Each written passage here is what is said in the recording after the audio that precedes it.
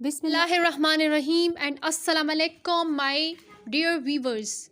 आज का topic similarities between prokaryotic and eukaryotic DNA replication के बारे में है। ठीक है, यानी जो as we know that organisms जो होते हैं वो दो तरह के होते हैं। कुछ प्रो होते हैं यानी जिनमें ट्रू न्यूक्लियस नहीं पाया जाता, और कुछ यूकारियोटिक जिनमें ट्रू न्यूक्लियस और मेम्ब्रेन बाउंडेड ऑर्गेनेलीज प्रेजेंट होते हैं। ठीक है, तो जिस तरह से एक में ट्रू न्यूक्लियस है और दूसरे में नहीं है, तो इनके दोनों में जब डीएनए की रेप्लिकेशन होती है तो इसमें थोड़ा बहुत फ़र्क होता है ना।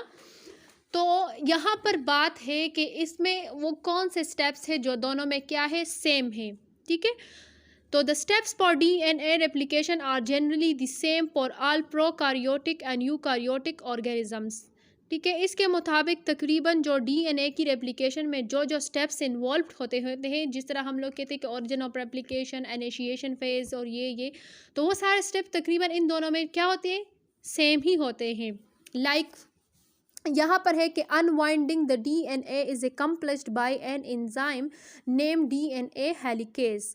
अनवाइंडिंग द डीएनए यानी जब डीएनए जिस तरह हमें पता है कि डीएनए डबल हेलिकल स्ट्रक्चर होते हैं और वो दोनों स्ट्रैंड एक दूसरे से क्या होते हैं, क्वाइल्ड हो जाते हैं ना, तो वह एक हेलिकल लाइक स्ट्रक्चर बनाते हैं।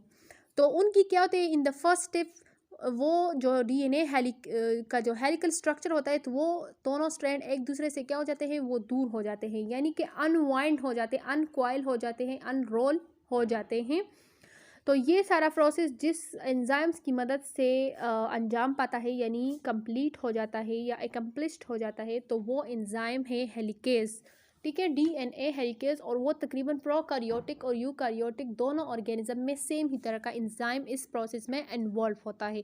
ये नहीं है कि प्रोकारियोटिक में इसके बजाय कोई और एंजाइम इन्वॉल्व है, यानी दोनों में सेम ही एंजाइम, और उस एंजाइम का नाम है डीएनए हेलिकेज, जो कि इन्वॉल्व है in the unwinding of DNA. ठीक है, नेक्स्ट है कि manufacturing new DNA strands is orchestrated. Orchestrated means के यानी कि तरतीब देना या ऑर्गेनाइज करना बाय एंजाइम्स कॉल्ड पॉलीमरेजेस। ठीक है, यहाँ पर बात है कि जब डीएनए के दोनों स्ट्रैंड एक दूसरे से अनवाइंड हो जाते हैं, और तो फिर हर एक स्ट्रैंड के साथ जब डाटर स्ट्रैंड बनता है, तो उन डाटर स्ट्रैंड को बनने के पीछे जिस एंजाइम की रोल है या जो जिस एंजाइम का हाथ है ना, तो उस एंजाइम को कहते हैं पॉलीमरेजेस।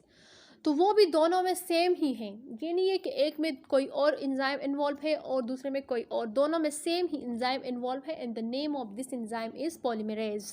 ठीक है, अच्छा जी, फिर है generally in both prokaryotes and eukaryotes the process of DNA replication proceeds in two opposite direction from the origin of replication. इसके अलावा जो दोनों ऑर्गेनिजम्स हैं यानी कि प्रो और यो, दोनों में क्या होते हैं, डीएनए की जब रेप्लिकेशन होती है तो वो जो स्ट्रैंड्स होते हैं तो वो दोनों डिफरेंट, यानी एक स्ट्रैंड जो होता है वो अलहदा डायरेक्शन में, तो दूसरा अलहदा डायरेक्शन में कंप्लीट होता है from the origin of replication. तो वो ये वाला प्रोसेस या ये तरीका भी दोनों में सेम ही है।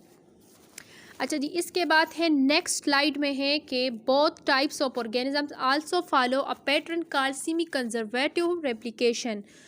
दोनों ऑर्गेनिजम्स में यानी कि प्रोकैरियोट्स में भी और यूकैरियोट्स में भी क्या होता है, दोनों में डीएनए की जब रेप्लिकेशन होती है तो वही सेमी कंजर्वेटिव मॉडल के तरीके में, जिस तरह मैंने in the last lecture I was discussed about semi conservative model के क्या होता है। सेमी कंजर्वेटिव मॉडल को वाटसन और क्रिक ने प्रपोज किया था। उसके मुताबिक जो है डीएनए की जब रेप्लिकेशन होती है तो उसमें जो है 50% पेरेंटल और 50% जो है वो डॉटर स्ट्रैंड की कंट्रीब्यूशन होती है, और इनसे क्या होता है, रिजल्ट में एक डबल हेलिकल स्ट्रक्चर डीएनए बनता है। ठीक है, तो in this pattern the individual strands of DNA are manufactured in different direction producing a leading and lagging strand. इसके मुताबिक डीएनए जो है वो डबल हेलिकल स्ट्रक्चर होता है, और उसमें से एक लीडिंग स्ट्रैंड होती है और दूसरी लैगिंग स्ट्रैंड। लीडिंग और लैगिंग स्ट्रैंड के बारे में मैं आपको इन द जो नए वीडियोस होंगे उनमें बताऊँगी कि ये क्या है। ठीक है, अभी आप यही तक याद रखें कि इनमें जो स्ट्रैंड्स होते हैं तो वो दोनों क्या होते हैं, डिफरेंट डायरेक्शन में प्रोड्यूस होते हैं, एक लीडिंग और दूसरा लैगिंग।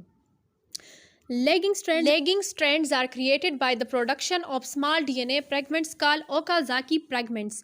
जो lagging strand होते हैं तो वो एक्चुअली क्या होते हैं, वो उनकी प्रोडक्शन जो होती है वो डीएनए के छोटे छोटे टुकड़े से, as we know that DNA जो है वो पर्दा जीन से बनी होती है, तो वो छोटे छोटे जो फ्रैगमेंट्स होते हैं जिसको ओकाजाकी फ्रैगमेंट्स कहते हैं तो वो होते हैं। एक्चुअली लेगिंग स्ट्रैंड उन्हीं से बनता है जो बाद में जाकर क्या होंगे, वो ज्वाइन होंगे। तो ये सारा तरीका भी दोनों में सेम ही है।